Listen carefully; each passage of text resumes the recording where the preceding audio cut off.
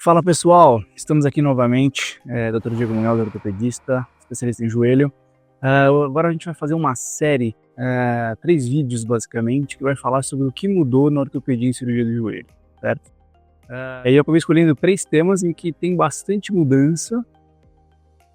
Então a gente vai falar nesse vídeo sobre o que mudou nas cirurgias de prótese de joelho e a gente vai ter vídeos posteriores falando o que mudou no tratamento conservador da artrose, o que tem de novidade, e o que mudou ao longo do tempo da cirurgia de ligamento cruzado anterior, tá?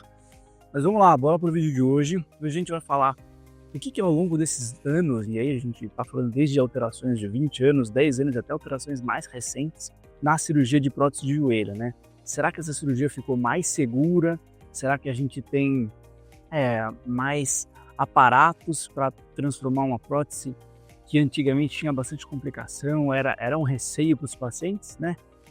Então a gente vai falar sobre alguns temas. Eu espero que vocês aproveitem e aprendam muito, tanto quem precisa, quem não precisa de prótese, que vocês utilizem para quem quer fazer, acabe fazendo, quem não queira fazer consiga definir com maior propriedade, certo? Então vamos lá, né? O que mudou na cirurgia de prótese de joelho? Acho que a primeira coisa que a gente tem que pensar é que a avaliação, tá, o cuidado pré-operatório acabou mudando drasticamente, tá? Então desde cuidados na preparação da cirurgia, como na utilização de garrotes para que a gente não tenha sangramento, os medicamentos em que a gente usa para o paciente não ter dor, tá? No tipo de anestesia, tá? Então se tem bloqueio ou se não tem, tá? Então tudo isso mudou muito, né? E dentre essas coisas que eu citei, hoje em dia a gente, por exemplo, tem muito estudo que tenta ver benefícios de uso de uma anestesia ou outra, né? Então a gente sabe que além da técnica tradicional de raquianestesia, que a gente, por exemplo, pode usar morfina para melhorar ainda o padrão de dor, a gente tem a alternativa de fazer um bloqueio periférico. Esse bloqueio periférico consegue diminuir a passagem, praticamente evitar a passagem de estímulo doloroso da perna que foi operada para a região do sistema nervoso central. Tá? E a gente faz isso sem o uso, às vezes, de morfina, que pode dar alguns efeitos colaterais, como retenção urinária ou como uma reação parecida com uma reação alérgica com bastante coceira. Tá? Então, essa avaliação pré-operatória e perioperatória mudou muito. Então esse foi o primeiro ponto. O segundo ponto de mudança foi os próprios implantes que foram utilizados e como isso mudou ao longo das décadas, né? Os primeiros implantes eram implantes bem precários, não dizer precários, mas iniciais, em que a gente tinha basicamente uma dobradiça, né? Então o joelho funcionava como uma dobradiça. E à medida que os estudos mecânicos, a gente foi entendendo um pouco mais sobre como funciona o nosso joelho. E aí as próteses foram se adaptando a isso. Até que a gente chegou no momento em que a gente tem uma conformidade da prótese muito similar ao joelho em geral, né? Inclusive, algumas próteses são capazes de se moldar à própria anatomia específica do paciente. Tá? Então, a própria evolução do implante, do jeito que é, se o raio é único ou não, do jeito que roda, do jeito que se encaixa, se vai ter uma caixa para apoio um pouco maior ou menor, tudo isso evoluiu e fez com que a tendência seja de maior sobrevida desse implante da prótese ao longo do tempo, certo? Então esse foi o segundo ponto, né? O tipo de implante que melhorou. Outra coisa é a parte teórica. A parte teórica também evoluiu muito. Antigamente a gente considerava basicamente colocar a prótese para que a perna fosse neutra, fosse reta, tá? O que a gente foi percebendo com o tempo? Que, assim, a perna de todo mundo não é todo mundo reto. Tem gente que tem uma tendência a ter a perna um pouco mais arqueada para um lado ou para o outro, que a gente chama de varo ou valgo, e isso foi sendo incorporado nas técnicas de tratamento. Então hoje as teorias de alinhamento, algumas delas incorporam essa possibilidade de não deixar uma perna, um membro totalmente alinhado, totalmente reto, e sim com um grau de desvio para um lado para o outro, mimetizando, né, sendo de forma similar ao que era o joelho nativo do paciente. Tá? Então a gente tem diversas teorias que levam em conta isso. Tá? E não só o alinhamento, mas também a estabilidade do joelho. Antigamente a gente pensava muito em deixar tudo muito simétrico, tudo muito igualzinho.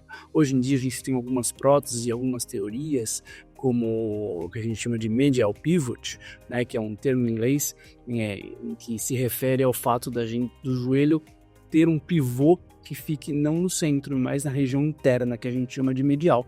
E a gente tenta reproduzir isso também com algumas próteses específicas e com alguns apoios e contraturas e avaliações intraoperatórias específicas, certo? Muito bem, então agora a gente já falou de novos implantes, de novas teorias, né? E uma outra questão nova que a gente tem, na verdade, são de aparatos em que a gente consiga ter uma percepção melhor do que a gente está fazendo com essa teoria e com esse implante. O que eu quero dizer com isso? São um sistema de navegação e sistemas robóticos que conseguem visualizar exatamente o que está sendo feito. Em alguns casos, o robô te direciona exatamente onde você pode, onde você não deve ir, quantos graus para cima ou para baixo, né? Faz toda essa análise fina para você conseguir checar e saber se o que você queria fazer está sendo feito de uma forma adequada, tá? Então, a presença de sistemas robóticos na ortopedia e na cirurgia de joelho hoje já é uma realidade e tende a se ampliar e ser cada vez mais divulgado e com cada vez melhores resultados. Tudo isso faz com que a gente tenha uma expectativa de melhor durabilidade da prótese, tá? Então, de forma geral, isso a gente vê com um bom benefício. Além disso, né, mais um ponto que teve de avanço foram as questões de diferentes tipos de prótese, mas não em sentido agora do design, mas em sim das possibilidades do aonde a gente pode substituir o joelho. Vou dar um exemplo. Quando a gente pensa em prótese de joelho, a gente pensa em substituir o joelho inteiro, tá? Mas existem possibilidades de substituir parcialmente o joelho, tá? São as nossas próteses parciais. E essas próteses parciais também foram evoluindo ao longo do tempo. Então, hoje em dia, se você tiver um problema muito grave, mas restrito a só uma parte do joelho, você pode ser candidato a uma prótese parcial na região de dentro, na região de fora, na região de cima. Então, o desenvolvimento de próteses parciais com bons resultados também é algo extremamente benéfico que foi evoluindo ao longo dos anos, certo?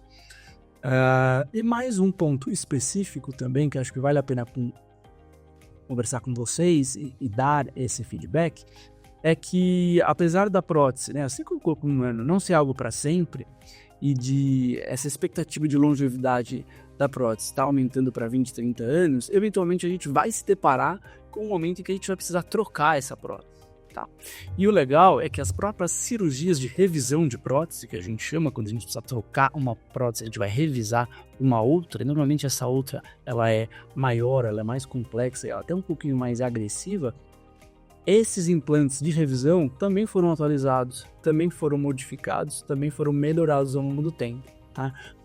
Então hoje em dia a gente tem cirurgias que duram mais, que são mais seguros e que, se precisarem ser revisados, também tem opções melhoras para serem revisadas e para a gente ter uma resolução de um eventual problema, certo?